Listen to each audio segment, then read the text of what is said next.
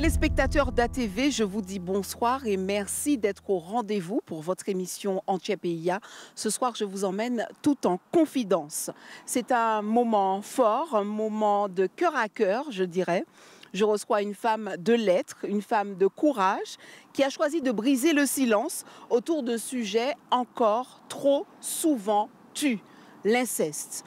Dans son roman autobiographique, L'écorchée vive, Lucie nous livre son histoire, son combat, mais aussi ce qui l'a tenue debout, l'amour et les livres. Un témoignage bouleversant, mais il respire la vie, la dignité et surtout l'espoir. Bonsoir Lucie. Bonsoir Régine. On est en toute confidence ce soir et vraiment je suis très contente d'aborder ce sujet très sensible, un sujet on va dire qui a quand même bouleversé des chaumières depuis non. Et aujourd'hui on en parle. Comment tout a commencé, cet amour avec la plume tout simplement?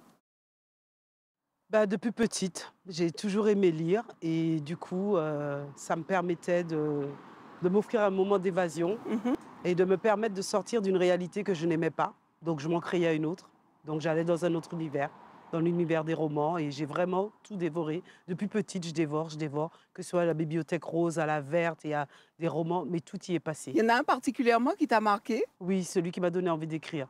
Un roman de Jeannine Boissard. Qui s'appelle Moi, Pauline. D'ailleurs, j'en parle dans mon roman. Dans ton roman? Ouais, elle voulait devenir écrivaine, elle aussi. Ah, voilà. Et tu t'es retrouvée en fait dans son histoire. Ouais. Tu t'es évadée à travers l'écriture, n'est-ce pas? Oui. Tu as beaucoup voyagé. Ce soir, c'est toi d'ailleurs qui va nous faire voyager à travers la Martinique, la France, mais pas que, aussi l'Angleterre. Tu as quand même beaucoup bougé, hein? Oui, et c'est peu de le dire, puisque... Tu fuyais quelque chose? Des fois, je me pose la question parce que c'est vrai que je fuyais la réalité, en fait. J'aimais bien rencontrer des gens, rencontrer d'autres histoires que la mienne. Et du coup, c'est pour ça que j'ai toujours fait un travail dans lequel il y avait beaucoup de relationnel. Donc, hôtesse de l'air en fait partie. Je donne aussi des cours d'anglais, donc ça me permet d'avoir du relationnel avec les jeunes, avec leurs parents aussi. J'étais coach en bien-être. Tu aimes les gens, finalement? J'aime les gens. C'est bien ça. C'est ça. J'aime les gens, j'aime la bienveillance et je ne peux m'épanouir dans un milieu professionnel que s'il y a de la bienveillance. Tu as parlé de cette bienveillance. Est-ce que, très, très petite d'ailleurs, tu as quitté la Martinique, c'est ça? C'est ça, j'avais 7 ans. Tu avais 7 ans? Oui. 7 ans, mais en fait, tu es partie où? Faire quoi? Alors, dans quel contexte? D'accord. Donc, j'ai été élevée par ma tati, qui est la sœur de ma maman, au Marin. Donc, c'est pour ça que j'étais contente de ton choix du lieu. Et du coup, elle m'a élevée jusqu'à ce que ma maman s'établisse en France et ait une situation. Et après quoi, je suis allée la rejoindre. D'accord. Et je l'ai rejointe avec ma sœur, que je ne connaissais pas. D'accord. Tu gardes des souvenirs quand même de ton enfance Martinique? sur ton île, oui, natale? Oui, Ouais. oui. J'ai des souvenirs d'une petite fille qui avait beaucoup peur, qui a peur de tout en fait. Et j'ai des souvenirs à l'école aussi, quand j'ai commencé l'école. Apparemment, j'ai beaucoup pleuré. J'avais pas envie d'y aller. Et pourtant, j'adore l'école. Tu étais bouillante? Oui, j'adore l'école. Il y a eu un moment précis où tu as senti ce besoin de partir, même pour une petite fille de 7 ans? En fait, puisque je ne connaissais pas ma maman, donc pour moi, c'était vraiment le grand voyage. J'allais découvrir la grande métropole, plus ma maman que je ne connaissais pas en fait. Donc, ouais, j'étais contente de partir, même si je laissais des êtres qui m'ont tout donné. À 7 ans, qu'est-ce qui se passe dans la tête d'une petite fille qui part comme ça à l'aventure, qui laisse son île natale? En fait, c'était surtout la découverte de ma maman, que je ne connaissais pas du tout, en fait. Parce que j'étais petite, et je sais qu'elle venait me voir de temps en temps, mais bizarrement, j'ai pas trop de souvenirs de ça. J'ai des souvenirs de mon papa qui venait me voir aussi. Mais c'est très vague en fait. Je me rappelle qu'il y avait ce gros autocar à chaque fois qu'il venait me voir. Et c'est après, en grandissant, que j'ai appris que c'était son métier. Donc c'est pour ça qu'il y avait le gros autocar. Mais ouais, non, j'ai pas trop de souvenirs de mes parents étant jeunes. Est-ce que tu as gardé quand même ton rapport à tes racines martiniquaises? Absolument. Et est-ce que ça t'a aidé ou peut-être ou parfois freiné? Non, ça m'a ni aidé ni freiné. Ça m'a aidé pour par rapport à mon identité, mais si tu veux, j'ai jamais perdu mes racines, puisque ma maman, là-bas, elle cuisinait antillais, on mangeait tout ce qu'on mange ici. Non, mes racines, je les ai toujours eues. Et puis bon, tous les 3 ans, on venait en congé bonifié. Donc, comme beaucoup d'Antillais qui vivent en France, en tout cas à l'époque, on garde nos racines. Donc, on garde les mêmes coutumes. Le dimanche, c'est haricots rouges avec... donc, ça, c'est toujours ça avec la viande de cochon roussi. Donc, non, mes racines, je n'ai pas senti que je les ai perdues à ce niveau-là. Où je les ai peut-être perdues, c'est par rapport à mon histoire, mais ça ne m'est pas propre, puisque je crois que tous les Antillais, on a ce problème, puisque on est éduqué à la française. Donc, forcément, moi, j'ai grandi... Quand j'étais en France, on m'a dit que mes ancêtres, c'était les Gaulois. Et chaque fois que je me regarde dans le miroir, je ne me reconnaissais pas, quoi. Avec les tresses blondes, non. Mais on ne se pose pas plus de questions que ça, puisqu'on est dans un pays où tout est blanc. Donc du coup, je ne me suis pas posé plus de questions que ça. L'écorché vive. Oui. Oh, c'est fort. C'est très fort. Mais c'est très moi. C'est fort, c'est brutal, c'est à fleur de peau. C'est tout ça. C'est tout ça? Oui. Tu as commencé à écrire les premières pages de ce roman à l'âge de 26 ans. C'est ça. Pourquoi avoir commencé à 26 ans à te pencher, à te dire je vais écrire? Alors, tu m'as demandé de choisir 2 passages. Eh bien, bizarrement, c'est très pertinent ta question. Je t'en prie. C'est un des passages, c'est le tout début du livre, qui commence par cette phrase, elle venait tout juste d'avoir 26 ans. Parce qu'en fait, à l'époque, et Dieu merci, c'est révolu, à l'époque, il y avait une péremption pour les personnes qui avaient subi l'inceste. Il fallait qu'elles en parlent avant l'âge de 28 ans. Et donc, si elles n'en parlaient pas après, rien ne pouvait être fait contre la personne. Donc voilà pourquoi j'ai commencé à 26 ans, parce que j'avais cette horloge dans la tête pendant que je grandissais et je me disais jusqu'à... Et le temps s'approchait inexorablement. Et au bout d'un moment, quand j'ai atteint 26 ans, j'ai dit waouh, il ne reste plus que 2 ans. Que s'est-il passé dans ta vie pour aujourd'hui sortir ce livre, L'écorché vive? Et est-ce que c'est difficile pour toi de le porter ou encore c'est libérateur? C'est libérateur parce que ça a été mon exutoire, c'était ma façon de guérir, mais surtout aussi d'aider d'autres personnes à sortir du mutisme. Parce que c'est vrai que c'est un sujet tabou, on n'en parle pas, et le fait de ne pas en parler justement, ça se perpétue, puisque ceux qui abusent d'enfants, justement, ils se sentent protégés puisque personne n'en parle. Il y a le tabou du conduiraton, de la famille, etc. Donc du coup, personne n'en parle et ils sont protégés comme ça. Lucie, on a abusé de toi? Oui. Ça s'est passé à quel âge et dans quelles conditions? Assez rapidement, puisque comme je disais, je suis allée chez ma mère à l'âge de 7 ans. Et donc du coup, quelques mois après. Donc ouais, la transition fut vraiment brutale. Tu pars, donc il y a déjà cette difficulté de laisser son île natale, mais de partir vers l'inconnu. Tout à fait. Et de cet inconnu, malheureusement, tu vis quelque chose de tragique. Absolument. On parle de qui derrière cet inceste? De mon beau-père, du mari de ma mère. Les choses se faisaient en l'absence de maman? Bien sûr, oui. Dès qu'elle avait le dos tourné, oui. La première fois, il était venu dans mon lit, en fait. On était dans un lit superposé avec ma sœur, on partageait la même chambre, puisque quand nous sommes arrivés en France, maman était enceinte de ma petite sœur. Donc du coup, on avait laissé la petite chambre, préparer déjà l'autre chambre pour elle. Donc j'étais avec ma sœur. Donc voilà, j'étais sur un lit superposé, j'étais à l'étage. À quel moment tu as eu à en parler? Est-ce que tu as eu à en parler juste à travers ce livre ou bien avant, tout de suite, Pas du tout. Tu en as parlé à maman ou à quelqu'un d'autre? J'en ai parlé à maman à l'âge de 16 ans. À 16 ans? Oui. Et maman, elle a dit quoi à ce moment? Eh bien, elle ne voulait pas croire. Elle n'a pas eu d'autre choix que de croire, parce qu'on l'a mis au pied du mur, mon beau-père. Donc du coup, il a bien été obligé d'avouer. Mais non, maman, c'était de l'incrédulité. Et puis je suppose, elle était effondrée. Un peu dans le déni? Absolument, absolument.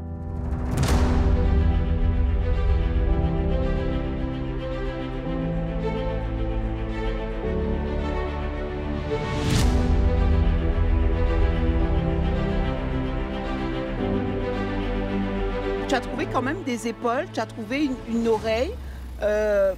À Non, qui tu en parlais, à qui pouvait personne. peut-être t'entendre, t'écouter au À moins? personne. À personne. Parce Tu as qu'il nous gardé avait ça pour tellement toi? dit de Ah, ne pas le parler, de garder le secret, que, en fait, parce qu'on est, je suppose, dans ces situations, on pense toujours que c'est de notre faute. Il y a toujours cette histoire de j'ai honte parce que les gens vont me regarder moi plutôt que lui, bizarrement. Et donc, du coup, tu n'en parles pas parce que tu ne veux pas que la lumière soit sur toi, que les gens te définissent par ça. Et pourtant, c'est vrai qu'aujourd'hui, j'en parle. Plus j'en parle, parce que ça m'a pris du temps avant de commencer à en parler, mais une fois que j'ai commencé à en parler, j'en parlais avec de plus en plus de détachement. C'est-à-dire que j'avais l'impression de raconter l'histoire de quelqu'un d'autre au bout d'un moment. Donc, d'où le côté exutoire aussi. absolument, absolument. Mais c'est vrai que c'est pas évident. C'est pas évident. Donc, du coup, on n'en parle pas au départ et après, on s'en rend compte. Je suis passée par une période de révolte où je me dis, mais c'est pas normal parce que du coup, tout le monde va continuer et personne ne va rien faire. Et puis parce que j'avais pas envie de garder ça en moi. Parce que en grandissant, je me suis rendu compte qu'il y avait beaucoup de choses qui se passaient, qui étaient certaines maladies qui étaient dues par rapport au non-dit, par rapport au stress, etc. Et Par moi, je rapport au refusais d'être silence. aussi. Et je refusais d'être une victime à vie. Donc, je voulais pas. Et du coup, j'ai commencé à parler pour guérir. C'est compliqué de parler d'inceste, hein, Très de compliqué pour dénoncer. tout ce que tu as dit exactement, parce que du coup, on a vraiment peur du doigt pointé. Moi, ça m'a jamais fait peur parce que depuis petite, très tôt, j'ai appris l'hypocrisie qu'il pouvait y avoir dans le monde adulte. Donc, je me suis dit très vite, il faudra qu'on m'accepte comme je suis ou qu'on ne m'accepte pas. Donc, pointer du doigt, oui. On m'a même posé dans une interview à la radio, on m'a même demandé, mais est-ce que tu n'as pas peur que quand tu iras dans la rue, les gens vont dire, ah, mais c'est cette dame-là qui a subi l'inceste? Alors, je dis bien sûr que non, mais en même temps, ça me fait sourire parce que je me dis, mais si quelqu'un en vient à dire ça, c'est vraiment de la pure bêtise humaine. Donc, ça va plus mal montrer cette personne que moi-même, en fait. Oui, et puis c'est peut-être une autre personne qu'il faudrait pointer du doigt. Exactement. Quelle a été la réaction de l'entourage familial lors de la sortie de L'écorché vive? Alors, je n'en avais parlé à personne. J'avais toujours dit que je voulais écrire. Mais bon, je n'avais pas parlé du sujet ni quoi que ce soit. Et quand c'est sorti, c'est pour ça que tu es ma première télévision. Parce que je ne voulais pas faire de télévision avant d'en avoir parlé à ma mère. Le reste de la famille vont le découvrir, mais avant d'en parler à ma mère, puisque j'avais des choses à résoudre avec elle, j'avais des explications à donner, puisque ma plume n'est pas la même du début à la fin du livre. Donc je voulais bien lui faire comprendre que les sentiments que j'avais, en tout cas au début du livre, ne sont plus les mêmes aujourd'hui, parce qu'on a cheminé, elle et moi. Et du coup, ça nous a permis de vraiment crever l'abcès, parce que cet abcès n'avait jamais été crevé. Quand j'en ai parlé, on a dit on a expliqué ce qui s'était passé avec mon beau-père et rien n'avait changé du coup. Donc j'en ai jamais eu l'opportunité de pouvoir en parler à nouveau à ma mère. C'est difficile quand même pour une petite fille de 7 ans quand on sait que quand on a un problème de vie, j'ai envie de dire même qu'on est adulte, on se retourne très souvent vers les parents, donc maman, papa. Et moi, j'avais pas ce Et en repère-là. fait, vous n'aviez pas du tout ce retour, en fait, vers qui se tourner, il n'y avait personne. Mais J'allais chercher l'amour, mais sans le dire en fait, parce que j'ai cette famille qui m'a élevée au Marin justement. Et ben, quand j'avais des peines de cœur, quand ça n'allait pas, c'est ici que je venais me ressourcer, me réfugier. Mais ils ne savaient pas ce qui m'était arrivé. J'en ai parlé à ma cousine qui me connaît, ben, je crois que c'est la personne qui me connaît le mieux au monde. Elle sait tout de moi, mais vraiment tout. Mes défauts, comme ben, c'est mon ange. Et je crois que partout, je ne serais pas là en fait si on ne m'avait pas mis comme ça sur mon chemin des gens qui me donnaient de l'amour que je n'avais pas eu dans ma cellule dans ton familiale. cocon, oui. Ouais, je peux pas dire cocon. Oui, Ça n'a pas été un ça cocon. n'a pas été un Ouais, cocon. donc dans ma cellule familiale.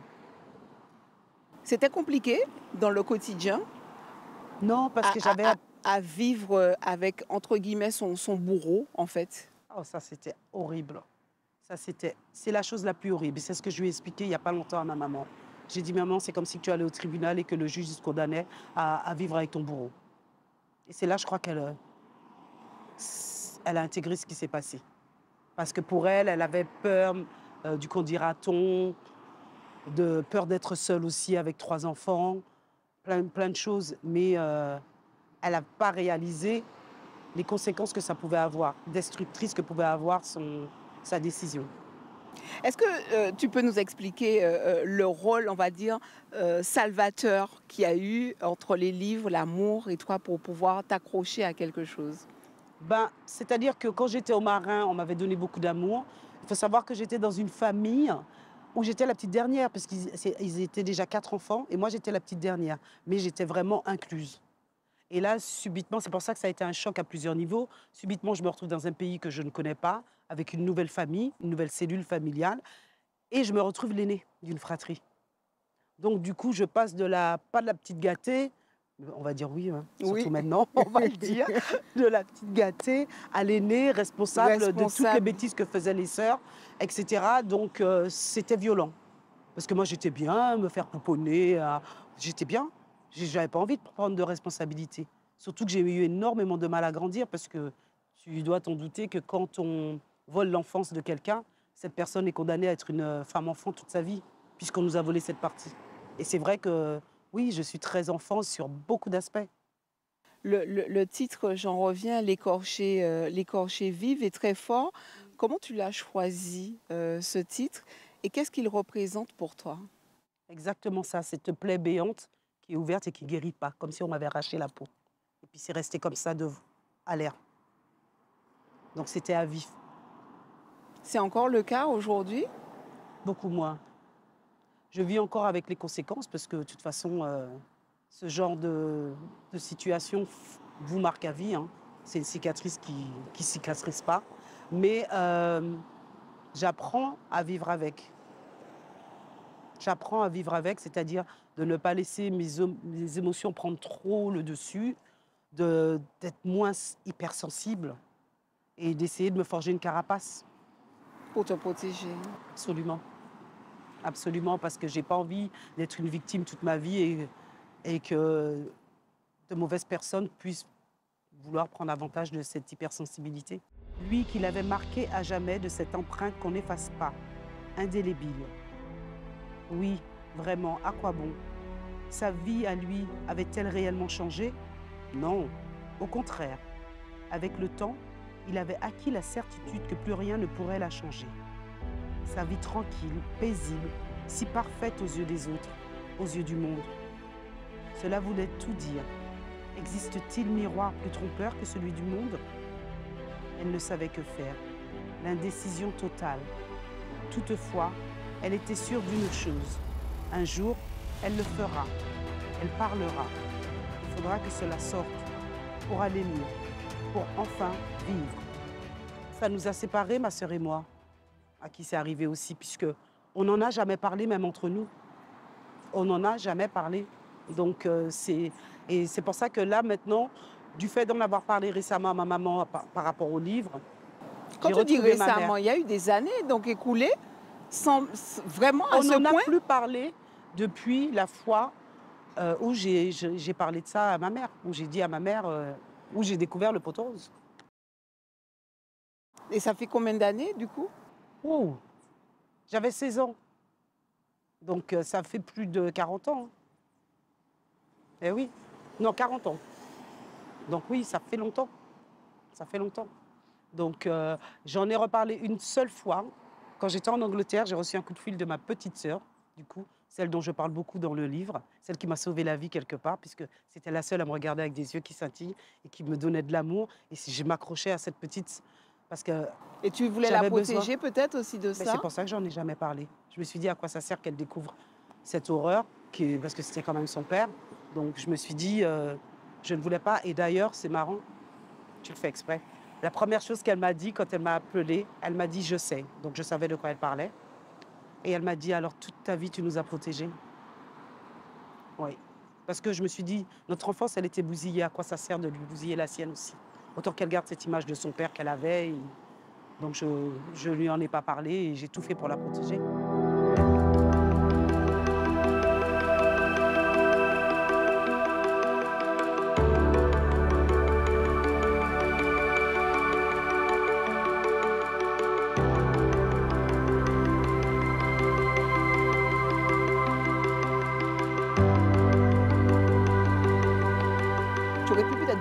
silence autrement? Tu voulais laisser des traces? Non, la raison pour laquelle j'ai brisé le silence, tout simplement parce que moi, évidemment, il avait déjà arrêté ses visites nocturnes, dirions-nous, même si des fois, elles n'étaient pas nocturnes, mais il avait arrêté de m'embêter, on va dire ça comme ça. Et j'ai découvert que ça continuait avec ma sœur. Et ma sœur était adolescente. Et là, j'ai paniqué. Parce que je me suis dit, mais bon sang, elle peut tomber enceinte. Et c'est certainement pas lui qui va avoir le courage de dire que c'est lui. Il va l'accuser de tous les maux, d'être une fille facile ou je ne sais. Et ça, je ne pouvais pas le supporter. Et je voulais surtout que ça n'arrive pas à ma sœur. Comment la société martiniquaise réagit face à ce sujet quand on parle de l'inceste? Alors, je sais que c'est un sujet tabou dans la société martiniquaise. Je sais que ça se fait beaucoup, mais c'est tabou. Et le meilleur exemple, c'est quand j'ai fait mon premier salon littéraire. Donc, les personnes venaient devant les stands et puis me demandaient de quoi parle votre livre. Alors, je leur disais, je vous invite à lire la page de garde. Et il y a une dame, elle a pris le livre. Et quand elle est tombée sur le mot inceste, elle a juste déposé comme ça, comme s'il lui avait brûlé les doigts. Je me suis dit, tiens, il y a une histoire. Après, il y a une autre personne, dès qu'elle a vu inceste, ou après, du coup, je disais directement aux gens, oui, ça parle d'inceste, il faut absolument que j'achète votre livre.